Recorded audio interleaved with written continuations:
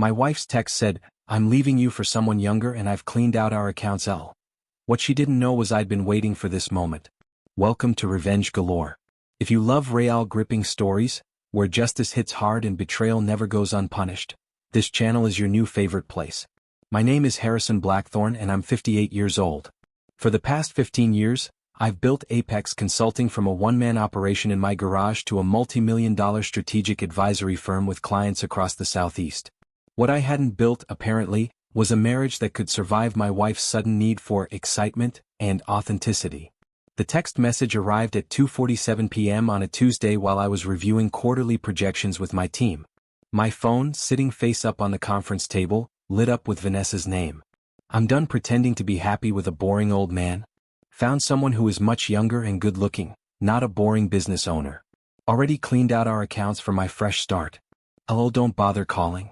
I read it twice, my expression unchanged, while my senior partners continued discussing market forecasts. 15 years of marriage reduced to a text message with an LOL at the end. The casual cruelty was almost impressive in its efficiency. Harrison. My business partner, Roland Ashworth, was looking at me with concern. Everything all right? I turned the phone face down and refocused on the spreadsheet. Just fine. Let's continue with the Q3 analysis. But I wasn't fine. I was calculating. Because while Vanessa was probably expecting me to panic about our cleaned-out accounts, she had no idea how carefully I'd been protecting the assets that actually mattered. The signs had been mounting for months. Vanessa's sudden interest in yoga classes that ran unusually late.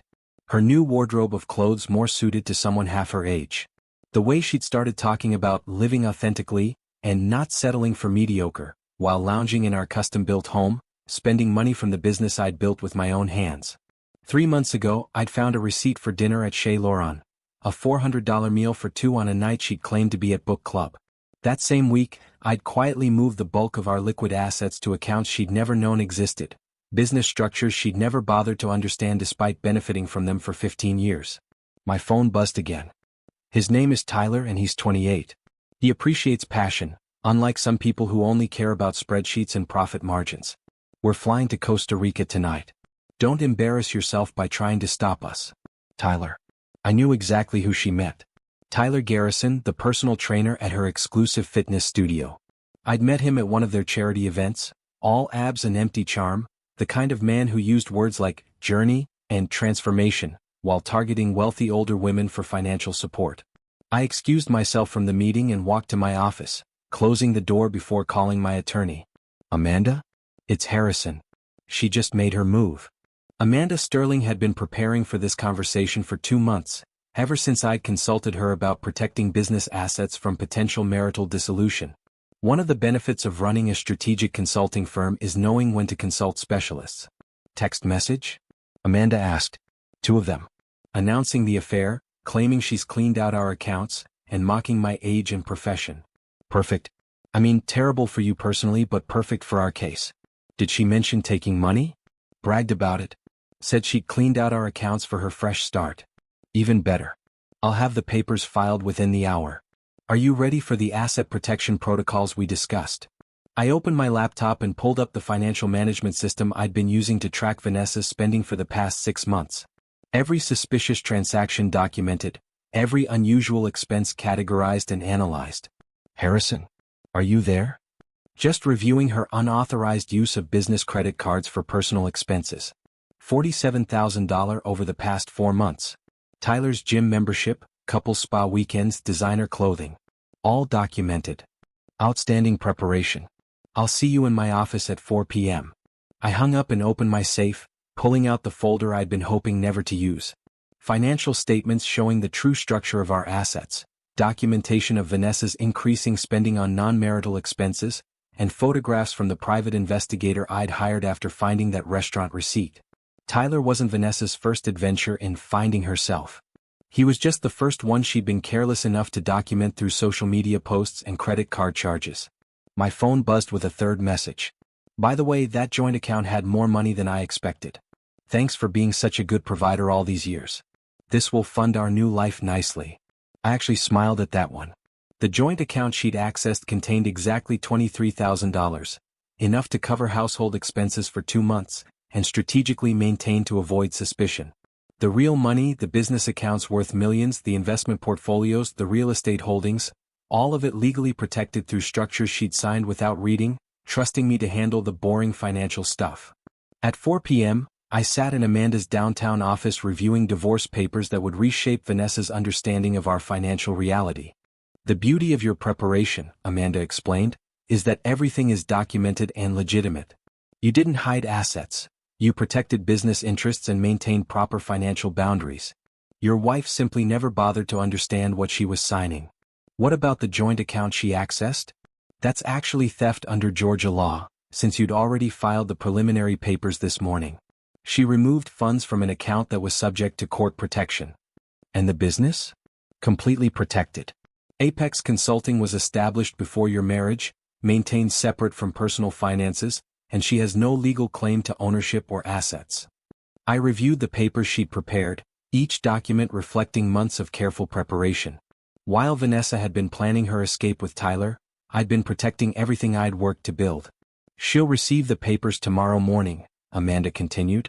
By then, the credit cards she used to book their Costa Rica trip will be canceled, their hotel reservations invalidated, and the accounts she thought she'd cleaned out will be frozen pending asset distribution. That evening, I sat in my home office, my house, purchased before our marriage and maintained in my name despite Vanessa's repeated suggestions to add her to the deed. The silence was different from the tense quiet that had characterized our home for months. This was peaceful. My phone remained silent until 11:30 p.m., when Vanessa's number appeared again. What did you do? Our cards aren't working and the hotel says our reservation was canceled. Fix this now. I didn't respond.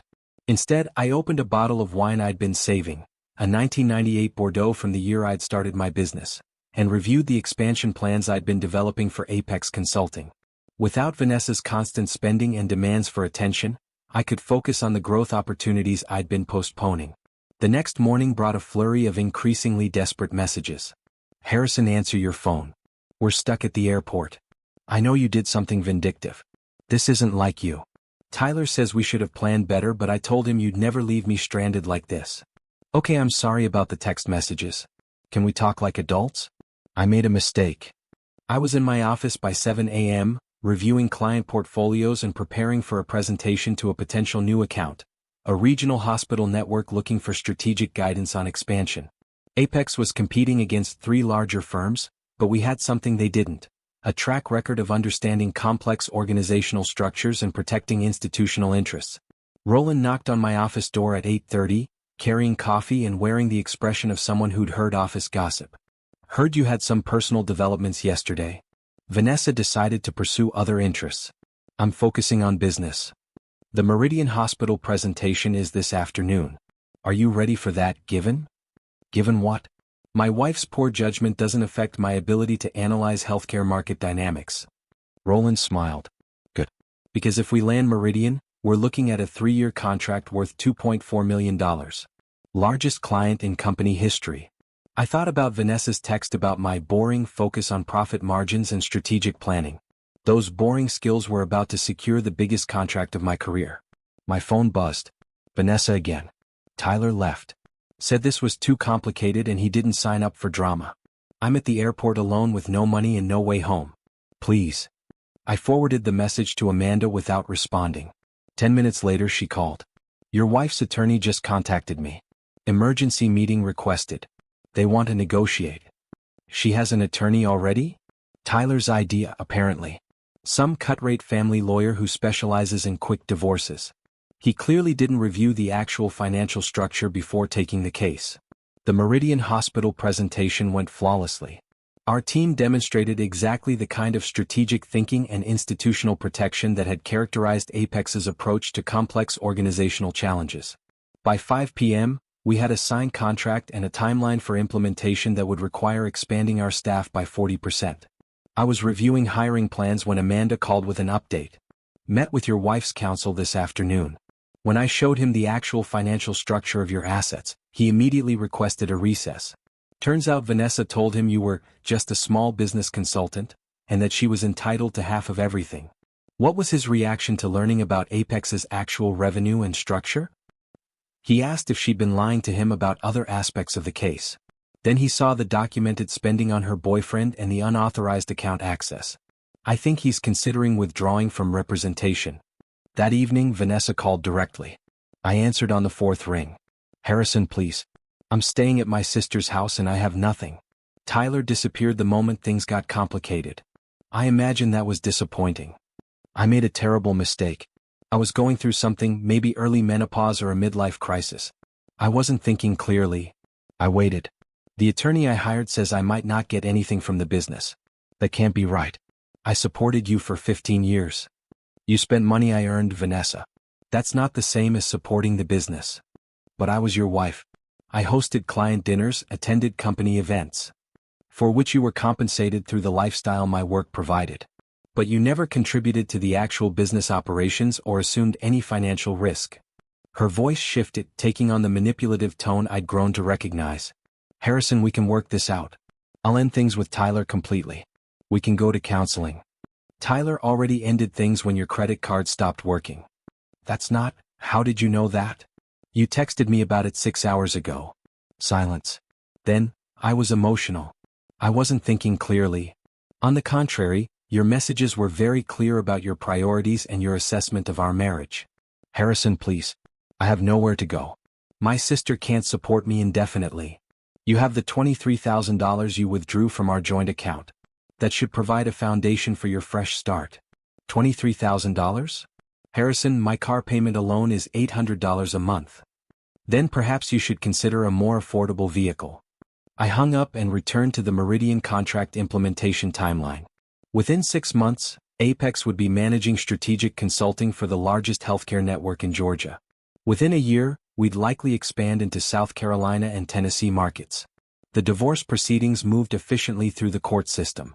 Amanda had prepared our case so thoroughly that Vanessa's second attorney, she'd hired a more expensive lawyer after the first one withdrew, had little room for maneuvering. The court reviewed our prenuptial agreement, examined the business financial structure, and considered evidence of Vanessa's unauthorized spending and account access. The settlement reflected exactly what Amanda had predicted. I retained all business assets, the house and my separate investments. Vanessa received a modest spousal support award and her personal possessions. The judge was particularly unimpressed with her text messages, Amanda reported after the final hearing. Especially the part about cleaning out accounts for her fresh start. He called it evidence of premeditated financial misconduct. 6 months after Vanessa's text message, Apex Consulting had expanded to a second office location and hired 8 new staff members. The Meridian contract had led to referrals from other healthcare systems, and we were being considered for consulting work with 3 regional university systems. I was reviewing lease agreements for our third office when my assistant informed me that Vanessa was in the lobby, requesting a meeting. I found her waiting in our reception area, looking smaller than I remembered. The designer clothes had been replaced with off-the-rack business wear, her expensive salon highlights grown out to reveal gray roots she'd never allowed me to see. Harrison, thank you for seeing me. I gestured toward a conference room. What can I do for you? I wanted to apologize. For the text messages, for Tyler, for not understanding what you'd built here. She looked around the expanded office space, taking in the new employees and the visible signs of growth. I read about the Meridian contract in the business journal. Congratulations. Thank you. I also wanted to ask. I know this is presumptuous, but I'm looking for work. Administrative assistant, bookkeeping, anything really. I thought maybe. I studied her face, looking for signs of the woman who'd mocked my focus on profit margins and strategic planning while spending money from the business she'd never respected. I'm afraid we don't have any positions available that would be appropriate. Harrison, I'm desperate. My sister can't support me much longer, and the job market for women my age is brutal. Especially with the gap in my employment history. Perhaps Tyler has some suggestions. Her face flushed. Tyler hasn't spoken to me since Costa Rica. He found someone else with better financial prospects. I see. Harrison, I know I hurt you. I know what I said was cruel and unfair. You built something amazing here and I was too stupid to appreciate it. I stood. Vanessa, I genuinely hope you find stable employment and build a satisfying life. But that life won't intersect with mine or my business. So that's it? 15 years of marriage means nothing? 15 years of marriage meant everything to me. Your text message made clear what it meant to you. I walked her to the elevator, maintaining the professional courtesy I'd extend to any visitor. As the doors closed, I saw her reflection in the polished steel, a middle-aged woman facing the consequences of choices she'd made with such casual confidence. That evening I had dinner with Patricia Coleman, a successful commercial real estate broker I'd met at a business networking event. She was 52, divorced herself, and had built her own firm from scratch after her ex-husband had tried to claim credit for her success. "How do you feel about your ex-wife asking for a job?" Patricia asked over wine at a restaurant that had opened since Vanessa's departure, a place she'd never experienced, part of a life she'd chosen not to share. "Honestly, I feel nothing." She made her position clear in that text message. "Everything since then has just been consequences playing out." "No part of you wants to help her?" I considered the question. If I gave her a job, it would be charity. If I gave her another chance, it would be enabling. Neither would help her understand the actual value of what she destroyed. Patricia nodded. "My ex-husband called last month.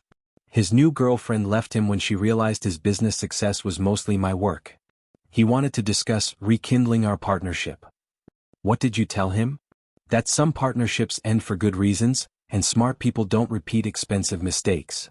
1 year after Vanessa's text message, Apex Consulting was featured on the cover of Southeast Business Journal as Consultancy of the Year. The article highlighted our innovative approach to institutional strategic planning and our rapid expansion into multiple markets. The journalist interviewed me about building a successful firm while maintaining focus on client needs and long-term relationships. I didn't mention Vanessa or the divorce. There was no need. The story was about what I'd built, not what I'd lost. 2 years later, I received an invitation to speak at the Southeast Entrepreneurs Conference about sustainable business growth and asset protection. The audience included dozens of business owners facing their own personal and professional challenges. During the Q&A session, a man in his early 40s asked about maintaining focus during personal crises. "Personal relationships can create tremendous distractions from business operations," he said. "How do you maintain strategic thinking when your personal life is in chaos?" I thought about Vanessa's text message, the casual cruelty of her LOL, the assumption that my boring focus on profit margins made me vulnerable. First, remember that personal chaos often reveals who really supports your success and who merely benefits from it. Second, the skills that build successful businesses, strategic planning, risk assessment, protection of assets, apply equally well to personal relationships.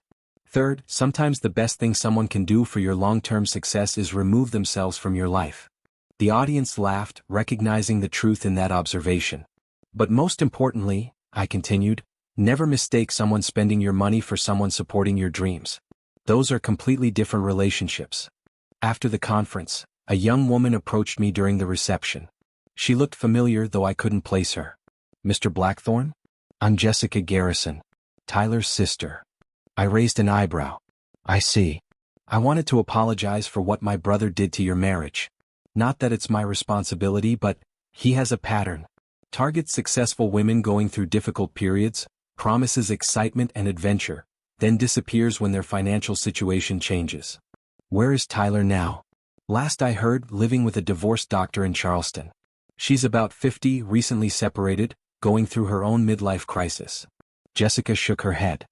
"He'll drain her accounts and move on when someone more profitable comes along." "And Vanessa?" "I think she's working at a department store in Atlanta. My brother mentioned seeing her when he was visiting his new girlfriend." I nodded, feeling neither satisfaction nor regret. Just confirmation that some people never learn to distinguish between authentic relationships and profitable arrangements.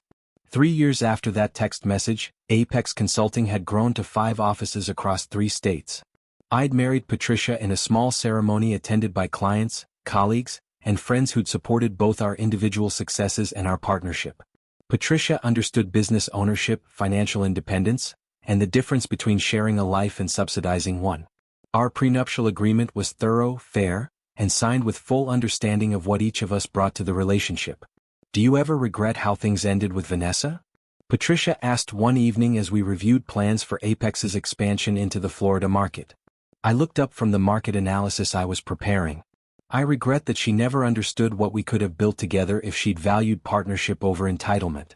But I don't regret discovering who she really was before she could destroy what I'd worked to create." "Do you think she's learned anything?" "I think she's learned that excitement and adventure require funding, and that funding requires someone willing to work for it. Whether she's learned to value that work is another question."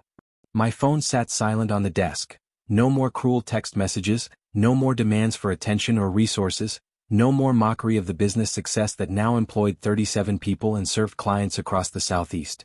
Sometimes the best gift someone can give you is their honest assessment of your relationship. Vanessa's text message had been cruel, but it had also been truthful. She told me exactly what she thought of our marriage, my age, and my life's work. I'd simply taken her assessment seriously and planned accordingly. 5 years after receiving the most insulting text message of my life, I was sitting in the conference room of our newest office, reviewing proposals for international expansion, when my assistant knocked on the door. "Mr. Blackthorne? There's a call for you. Someone named Vanessa says it's personal." I looked at the expansion timeline spread across the conference table, then at Patricia, who was analyzing market penetration data for our European consulting opportunities. "Please take a message. I'm in meetings all afternoon." "Of course, sir." Patricia smiled. Not even curious what she wants? Some questions answer themselves. She wants something I have or she wouldn't be calling. And I'm building something that doesn't include people who view success as an entitlement rather than an achievement. I returned to the expansion analysis, focused on the future I was building rather than the past I'd escaped. Somewhere in Atlanta, Vanessa was probably dealing with the reality that LOL doesn't fund retirement accounts or provide career advancement. Here, in the conference room of a business that had tripled in size since her departure, I was planning our entry into markets she'd never imagined when she dismissed my work as boring spreadsheets and profit margins. Sometimes the most valuable text message you can receive is the one that shows you exactly who someone really is. Vanessa had done me that favor, even if she'd never intended it as a gift. The boring old business owner was doing just fine. Have you ever had someone underestimate your success because they took credit for your work? How do you protect your business assets from people who see your achievements as their entitlement? Share your experiences in the comments below. If you enjoyed this story of entrepreneurial preparation triumphing over entitled betrayal, make sure to like this video and subscribe to Revenge Galore for more stories where betrayal never goes unpunished and strategic thinking always wins. Hit that notification bell for your daily dose of justice served with business brilliance.